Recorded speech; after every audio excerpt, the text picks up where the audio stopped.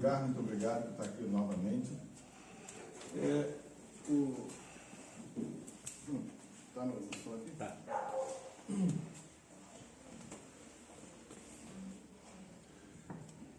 Eu queria pedir a todos que fechassem os olhos e se deixassem levar pela mensagem, que é uma mensagem amplamente conhecida, mas ela é bonita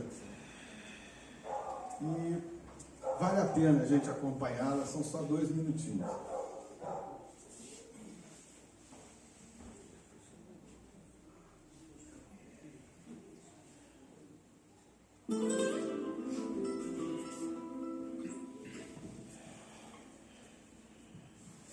Eu fico com a poesia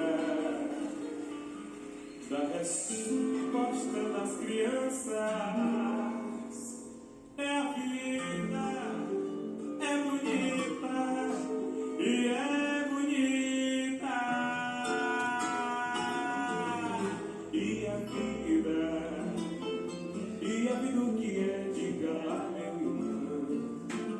Ela é a batida de um coração, ela é uma doce ilusão.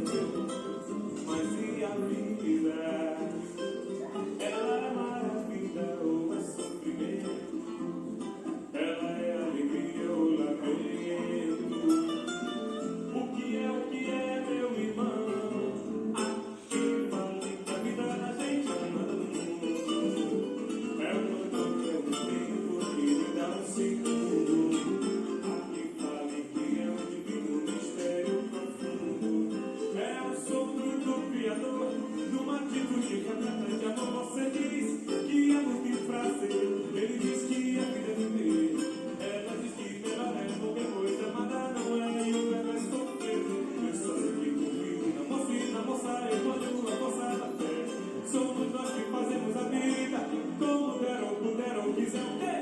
Sempre desejada, por mais que esteja errada. Ninguém quer a morte, só saúde e sorte. E a pergunta agora e a cabeça agita. Eu fico com a coisa da resposta das crianças. É a vida, é bonita e é bonita. Viver e não ter a vergonha de ser feliz.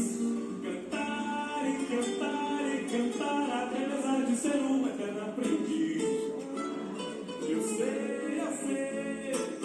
que a vida devia ser bem melhor e será, mas isso não impede que eu repito que se nós...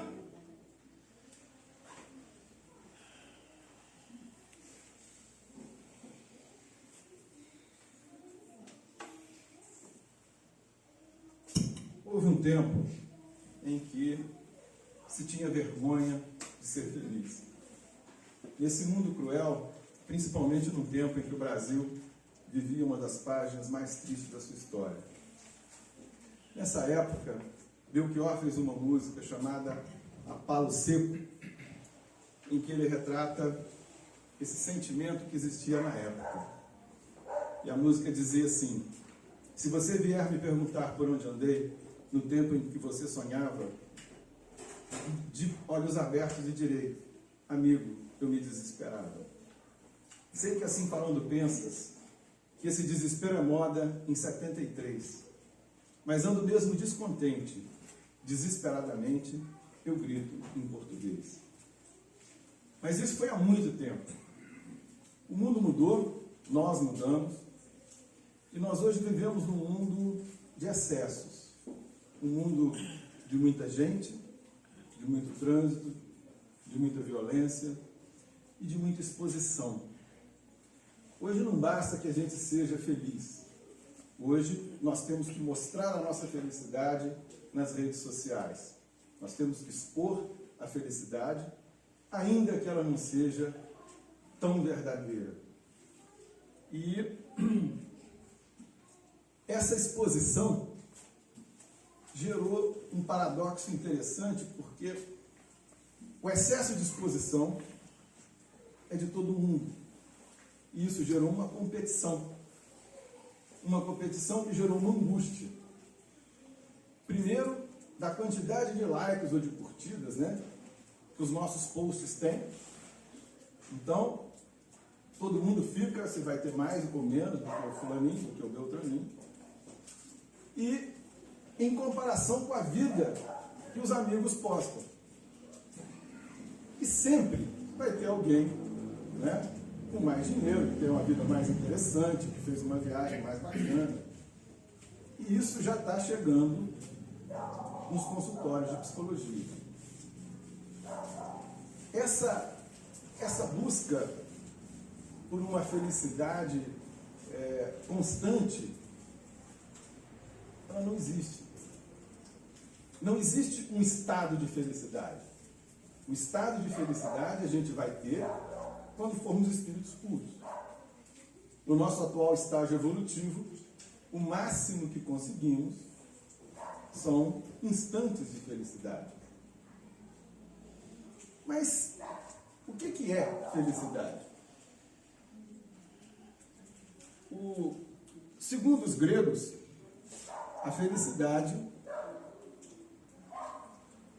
é um instante de vida que vale por ele mesmo. É tão bom, é tão intenso, é tão gostoso, que se a vida terminasse ali, ela teria valido a pena. E não precisa ser nada muito exagerado.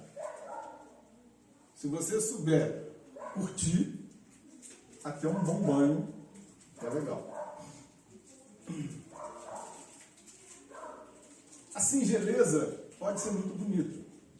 Fernando Pessoa já disse, né? Às vezes ouço passar o vento, e só de ouvir o vento passar vale a pena ter vivido. Kardec vai um pouco além. Kardec fala que a verdadeira felicidade a gente só alcança se der felicidade ao outro.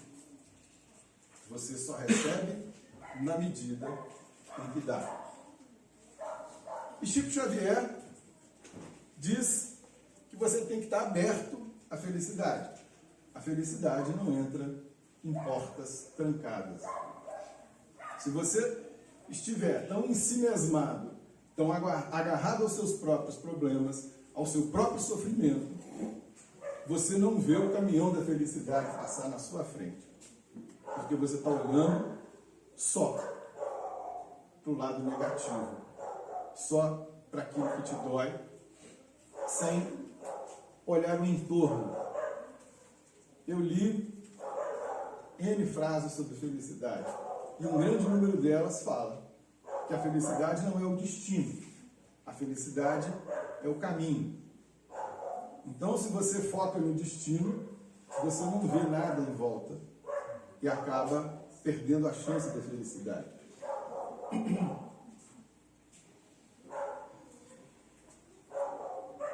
Divaldo fala que há mais de 60 anos ele lê diariamente uma pergunta do Livro dos Espíritos e fica pensando nela. Todo instante, vamos dizer assim, de ociosidade mental que ele tem, ele puxa aquela pergunta que ele leu de manhã. Por quê? Porque nós temos uma imensidão de pensamentos. Segundo um psicólogo, são 95 mil por dia, ele deve ter contado, né? E desses 95 mil, 90 mil são negativos, são ruins. Então, ao você ter uma muleta, uma frase, uma coisa que você leu naquela manhã, você substitui aquele pensamento negativo pela busca dessa frase, no caso do Divaldo, essa pergunta do Livro dos Espíritos.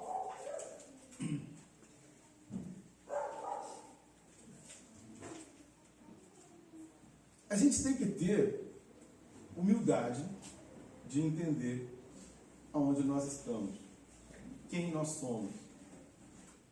nós ainda estamos no primeiro estágio da evolução espiritual. Na escala espírita de Kardec, nós estamos, infelizmente, entre os espíritos imperfeitos. O simples fato de estarmos aqui, né, num planeta de provas e expiações, já demonstra que a gente não é lá uma Brastemp. A gente está galgando os primeiros degraus da evolução espiritual. E isso diz que nós ainda estamos aprendendo a viver. Nós estamos na infância espiritual, nós engatinhamos ainda. E talvez esteja aí uma das belezas da vida, que é a de sermos eternos aprendizes. Portanto, abramos-nos ao aprendizado. Qualquer aprendizado pressupõe erros e acertos. Mas, principalmente, a correção dos erros. Corrigir os erros é o que faz a diferença na vida. Porque simplesmente errar e não consertar, você perde a oportunidade de aprender com aquele erro. E o erro foi inútil. Numa das palestras de Rossano Klinger, ele destaca uma coisa que eu achei muito interessante.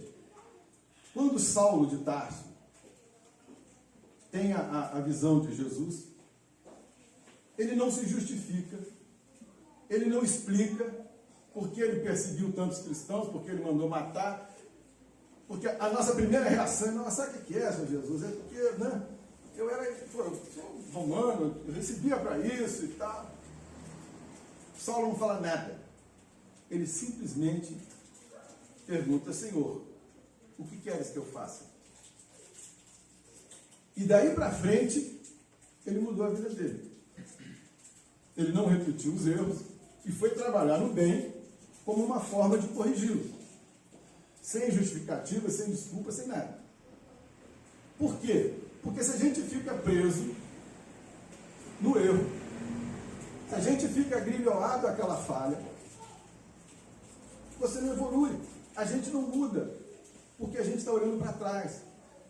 A gente está focado no passado. E o passado é o passado. Sem mudança, a gente continua preso naquilo que foi o nosso erro e que não mudou. E aí, a gente sabe que a gente não tem uma vida ideal. A gente sabe que a vida ideal está muito longe. E nós sabemos que a vida podia ser bem melhor. E será? Será se fizermos dela uma vida melhor. E para que a gente faça isso, a primeira coisa é ter metas factíveis, metas reais. Uma grande chance de você se paralisar é focar-se em metas inatingíveis. Ao querer agir como Chico, Divaldo, Gandhi, sei lá, Maria Teresa de Calcutá, nós não vamos conseguir. O nosso estágio espiritual atual, evolutivo, não permite que nós ajamos assim. Então, você tenta lá receber Emmanuel, André Luiz, Joana de Ângeles, tenta mudar o mundo, e na segunda ou na terceira tentativa, você desiste. Porque não está na nossa altura ainda. Então, a mudança, ela é pequena, diária e não para.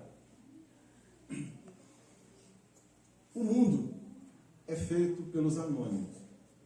Se nós não podemos ser Cristo, vamos lembrar que quem carregou a bandeira do cristianismo foram milhões e milhões de anônimos.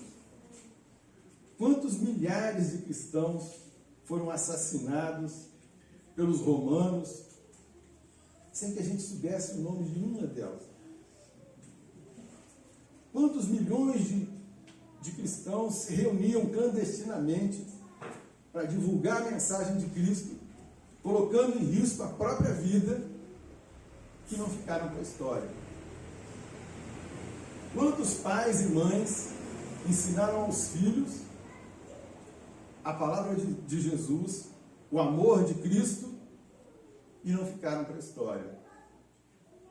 O mundo é feito pelos anônimos, pelos pequenos.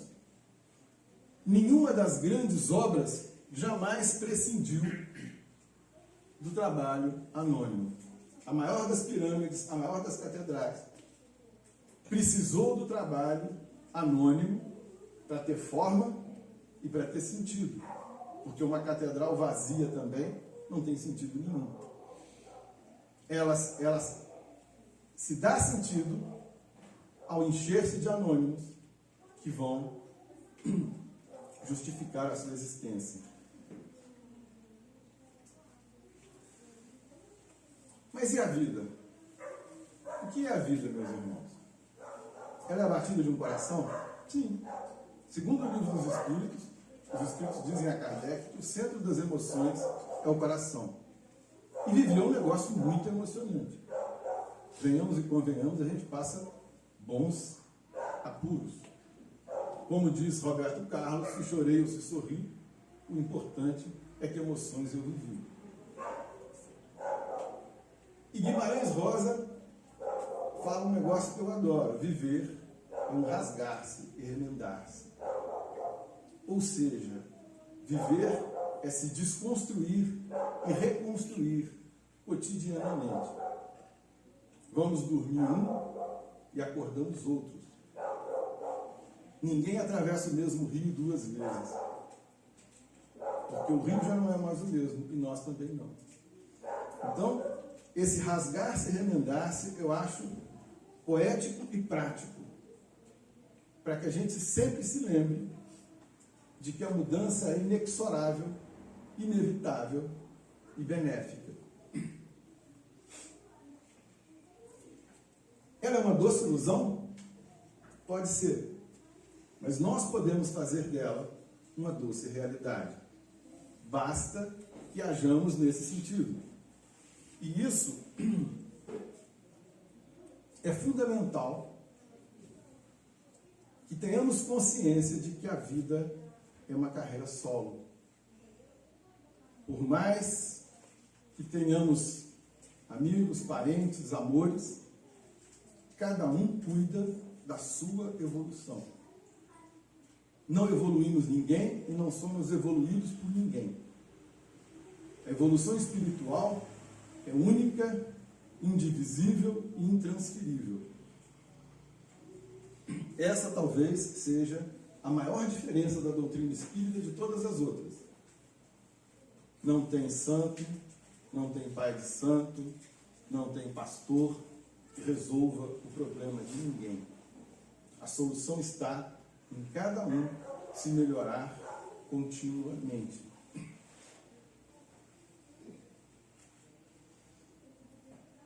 E aí eu recorro de novo a Guimarães Rosa, que é um frasista maravilhoso. Deus nos dá pessoas e coisas para aprendermos a alegria. Depois retoma coisas e pessoas para ver se somos capazes da alegria sozinhos. Essa alegria que Ele quer. Não seremos felizes com ninguém se não formos sozinhos. Sendo feliz sozinho, você será feliz com qualquer pessoa e sempre.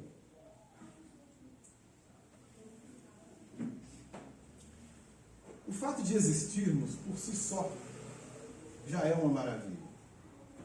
Vocês imaginam a violência da corrida do espermatozoide até o óvulo? A violência que deve ser retirado do útero materno, que deve ser um lugar bom pra caramba, quentinho, gostoso, tranquilo, sem boleto nenhum, para cair na realidade. Ainda toma uns tapas quando nasce.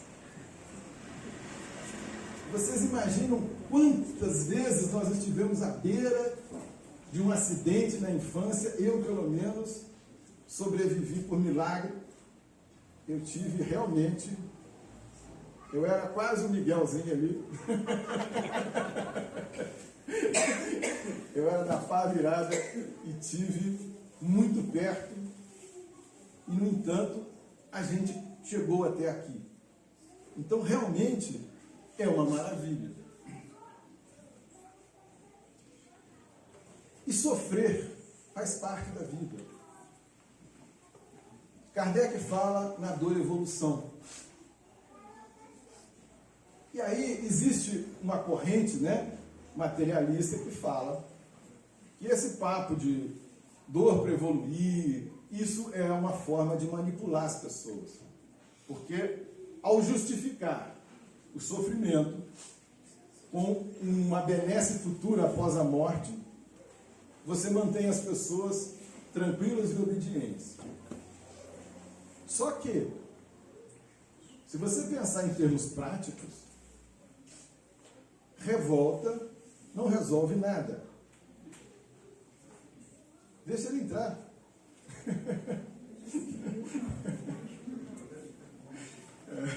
Temos uma visita diferente hoje. Mas, se espernear resolvesse o problema, ninguém tinha problema.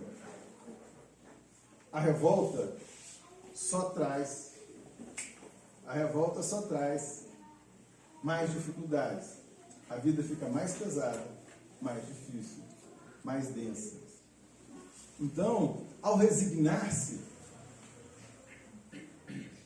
a coisa fica menos pior, menos difícil. E de quebra, a gente ainda tem uns pontinhos lá em cima. A repetição de um discurso sem a mudança de hábito, sem a mudança de comportamento, gera o nosso amigo Hard, né? Que pelo menos na minha infância era famoso pra caramba. Onde ia? Nossa! Pois é. Você acaba virando um chato de galocha. E lá em Minas, a gente chama isso de espalha bolinho. Tá todo mundo reunido na esquina, batendo papo, aí chega o chato, o pessimista. 2 minutos depois, todo mundo lembra de um compromisso e vai embora e acabou o bolinho. Porque ninguém aguenta mais aquele cara reclamando sempre das mesmas coisas, sem fazer nada para mudar. O discurso pessimista é o fim, é a razão da vida dele. Só que ninguém aguenta isso. A gente tem que acabar com essa dicotomia da vida, se é uma coisa ou se é outra. Ah, a vida é maravilha ou é sofrimento, é alegria ou lamento? Não. A vida é maravilha e sofrimento. Alegria e lamento. Se considerarmos somente a atual encarnação, nós podemos depreender ou podemos concordar que a vida da gente é um nada no mundo. Mas nós não podemos imaginar apenas isso. Nós não somos apenas isso. Nós somos uma construção de dezenas, de centenas de encarnações, de milhares de experiências, de milhares de escolhas, de milhares de encruzilhadas, que faz cada pessoa ser um repositório de experiências riquíssimo. E isso não pode fazer da nossa vida só um nada.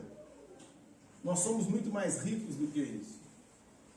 É claro que uma única encarnação é uma gota, é um tempo que não dá um segundo. Mas tudo que nós vivemos nessa encarnação, inclusive a dor, inclusive o sofrimento, também é uma gota, um tempo que não dá um segundo e que vai passar. Chico Xavier, certa vez, pediu a Emmanuel que encaminhasse uma pergunta dele à Mãe de Jesus, a Nossa Senhora.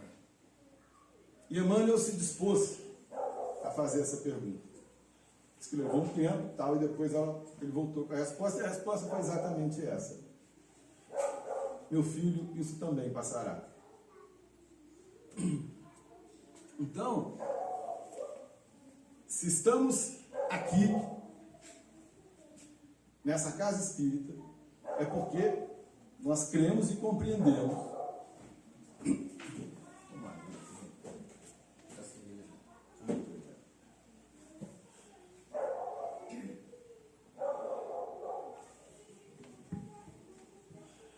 que a nossa vida aqui é uma escola, um aprendizado para a nossa evolução. E nesse sentido, nós percebemos o quão grande é a nossa vida. O simples fato de cada vida ser um sopro do Criador, numa atitude repleta de amor.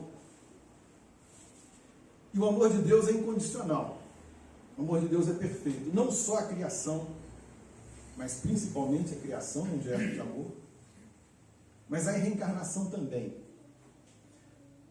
Com a reencarnação, Deus nos mostra que Ele não permite que o seu filho seja injustiçado, nem tampouco que ele seja injusto.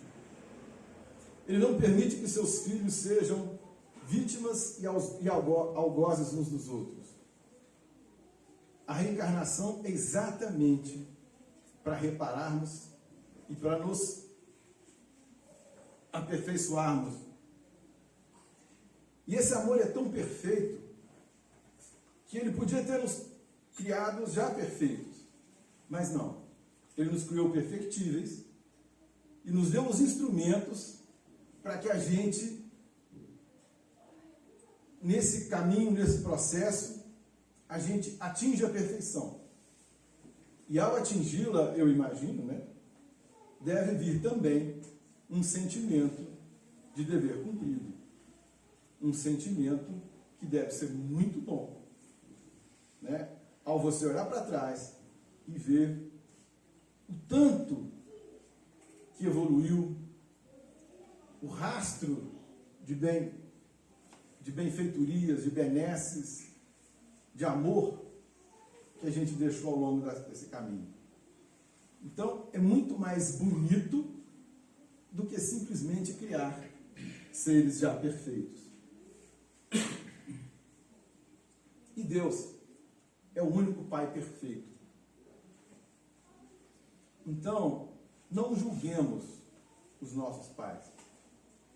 Os nossos pais fizeram o que era possível eles fazerem, o que a evolução espiritual deles permitia. Aquilo que eles aprenderam dos pais deles. O simples fato de termos deixado nascer já foi um ato de amor. Não termos deixado morrer de fome, de frio, também foi. Então, nós temos que agradecer muito, muito, em lugar de ficarmos criticando, se eu fui ou não fui amado, não importa. Temos que ter consciência que o melhor que eles podiam fazer, eles fizeram. Einstein dizia: insanidade é continuar fazendo a mesma coisa e esperar por um resultado diferente. Amanhã, quando acordarmos,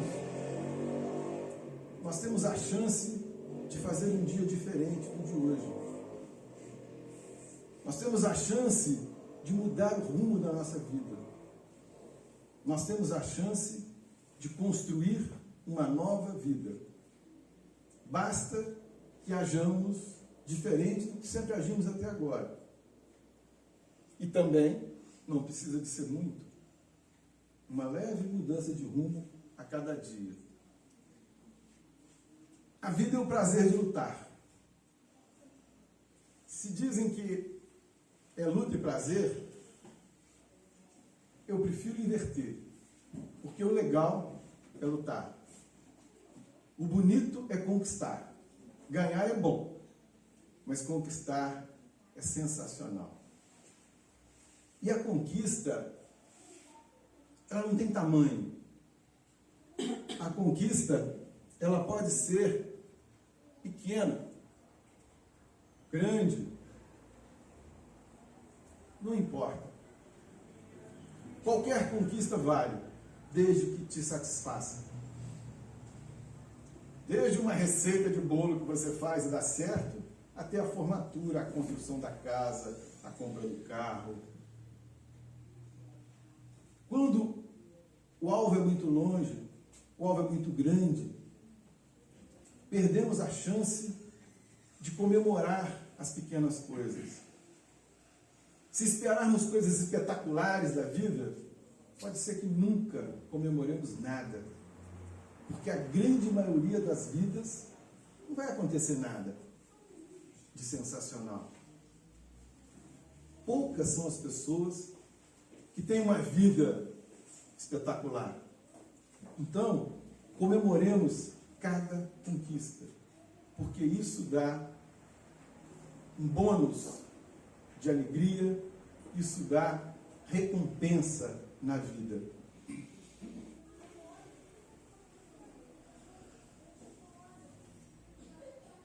Se ele diz que a vida é viver, é pouco. A vida é para ser sentida. A vida é para ser usufruída. E a gente costuma olhar pelo lado da falta, pelo lado da escassez.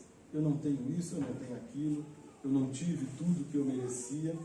Quando, na verdade, a grande abundância é o fato de estarmos vivos.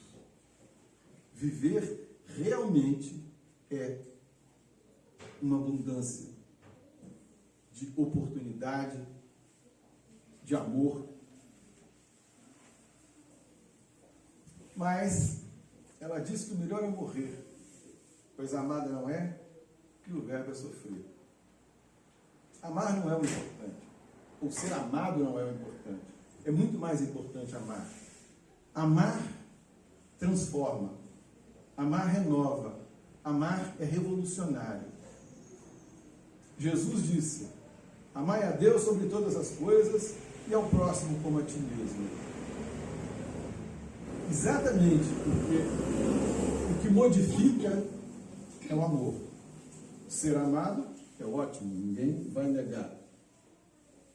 Mas amar é o grande instrumento de transformação íntima.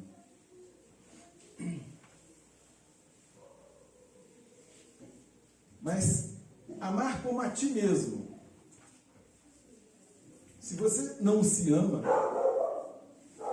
não será capaz de amar ninguém. A primeira coisa que temos que fazer é um mergulho interior. É se colocar, é se lembrar dos grandes momentos que tivemos na vida. As grandes encruzilhadas, as grandes escolhas. E começa a nascer daí uma pessoa que a gente nem lembrava que existia. Quantas vezes fomos importantes na vida de alguém? Quantas vezes ajudamos pessoas quase de maneira inconsciente? Quantas vezes aquele erro que nós nos penitenciamos até hoje foi cometido com a melhor das intenções? Ao fazer essa revisão, o que vamos descobrir é que somos muito maiores do que acreditávamos. E não podemos abrir mão do amor próprio. Sem amor próprio, todos os outros amores são superficiais. Agora, eu não sou amado, por quê? A gente também tem que se transformar em pessoas amáveis, em pessoas gostáveis. Eu sou chato, rabugento, egoísta, brigão. Vai ser difícil arrumar alguém que me ama. Talvez Madre Teresa, né? Mas pensa se você seria o seu grande amor. Se você não quisesse te amar, realmente ninguém vai amar. Então, essa transformação passa por isso. Passa por sermos acessíveis. amáveis, gostáveis. Somos nós que fazemos da vida como der, ou puder, ou vier. É isso aí. Nós temos que assumir o controle da nossa vida. A vida é nossa. Nós não podemos delegar a ninguém o destino das nossas vidas. Essa é uma responsabilidade nossa e é aí que a gente tira prazer e dor. A vida é nossa e é sempre desejada, por mais que esteja errada. Ninguém quer a morte, só saúde e sorte. Mesmo as pessoas que atentaram contra a própria vida, elas não queriam morrer. Elas queriam simplesmente aplacar a dor infinita. A dor que parecia que jamais teria um lenitivo. Jamais teria sequer uma diminuição. Sábado, eu fiz essa palestra em Três Rios, e nesse ponto, uma moça que estava sentada na primeira fila falou assim: eu tentei suicídio 2 vezes, e mesmo sendo espírita desde criança, a dor que eu sentia era tão grande, que eu pelo menos queria mudar de dor, mesmo sabendo que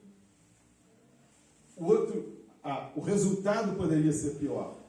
Mas aquela dor eu não aguentava mais. E é difícil você olhar uma pessoa assim, que eu vi isso. E eu ainda estava comentando com o Davi agora mesmo. Ela é uma espírita de criança. Então não adiantava eu falar com ela, vai para o centro espírita. Ela já estava lá. E o que eu falei com ela? Eu falei com ela isso aqui. Em primeiro lugar, o grande inimigo, normalmente de todos nós, é a nossa própria mente. A nossa mente é ela que nos leva para cima, mas é ela que nos afunda. Muitas vezes, a mente nos boicota. E aí, quando a sua mente fala, pode parar o tratamento, que você já está bom, não precisa nem ir no médico, para. É aí que você está mais precisando de ajuda. E aí que você tem que ter um entorno que te abrace e fale, não, continua, vamos no médico, mudamos de remédio, mas sem apoio você não pode ficar. E existe um outro problema, vamos dizer assim, que é a pecha que tem o remédio controlado, o tarja preta, que é remédio para gente louca. Só que quem toma remédio para o coração não tem vergonha. Quem toma remédio para diabetes, tem. Doença é doença. Todos nós estamos sujeitos. Só que a pessoa esconde. Eu trabalho com um rapaz, um menino humilde da produção. Há uns 60 dias ele caiu. Caiu lá no chão, passou mal, bateu com a cabeça e tal.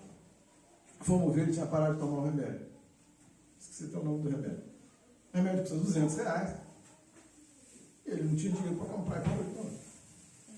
Aí a empresa assumiu o remédio dele.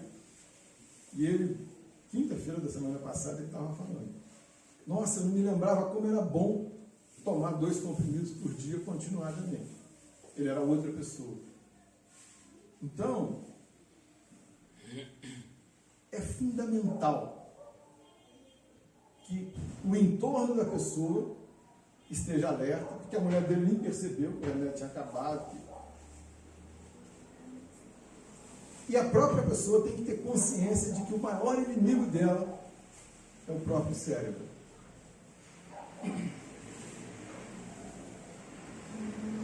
Mas não podemos abandonar Deus. Nós não podemos abandonar o centro. Nós não podemos abandonar esse Consolador que dá nas vidas sucessivas uma explicação extremamente lógica e racional para tudo que a gente está vivendo. A vida, ela na verdade é única, mas é pontilhada por um sem número de encarnações, e cada uma delas é uma oportunidade, é uma chance, é um degrau nessa evolução.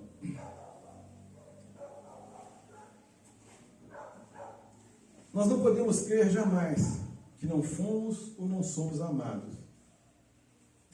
Nos foi permitido servir, viver, nascer. Nos foi permitido chegar aonde chegamos.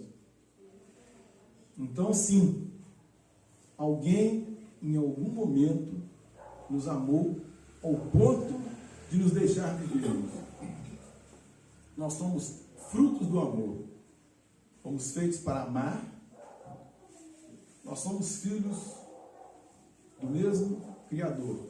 Somos irmãos e estamos aqui para amarmos e apoiarmos uns aos outros. Eu vou passar um vídeo agora que eu achei muito bonito e muito impactante.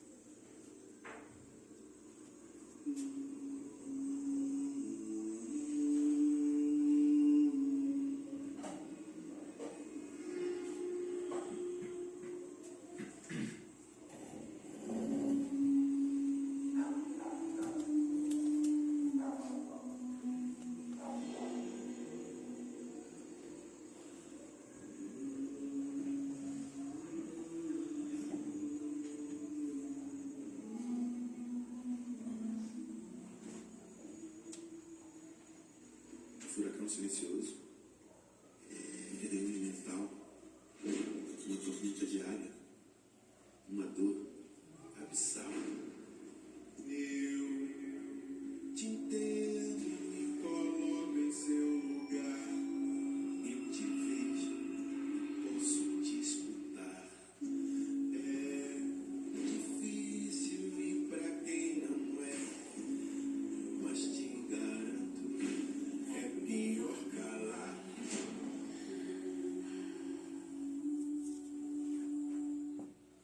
Em silêncio você morre aos poucos.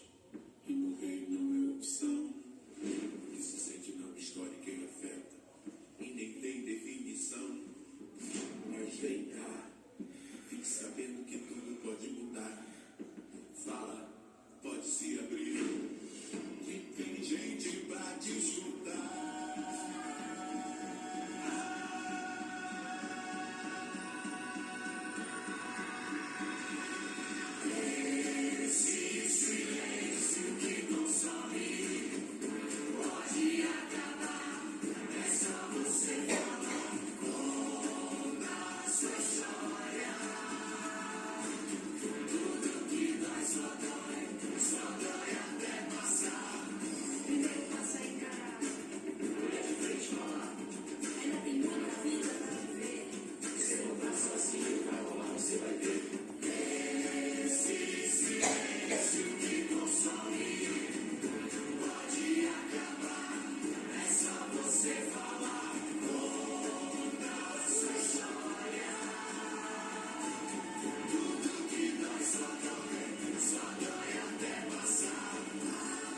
Em média, 32 pessoas se matam por dia no Brasil.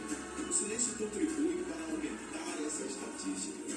Falar pode mudar tudo.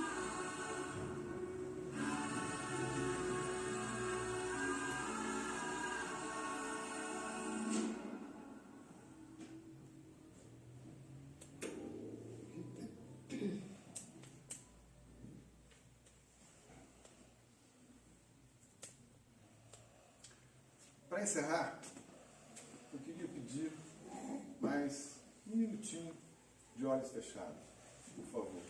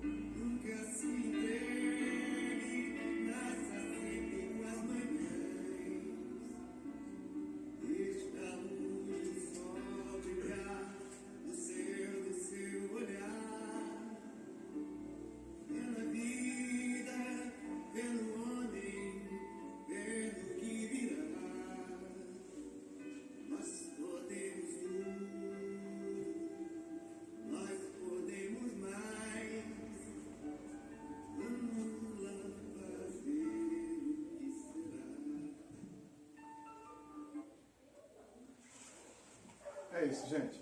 Muito obrigado. Que Deus nos acompanhe. Seja.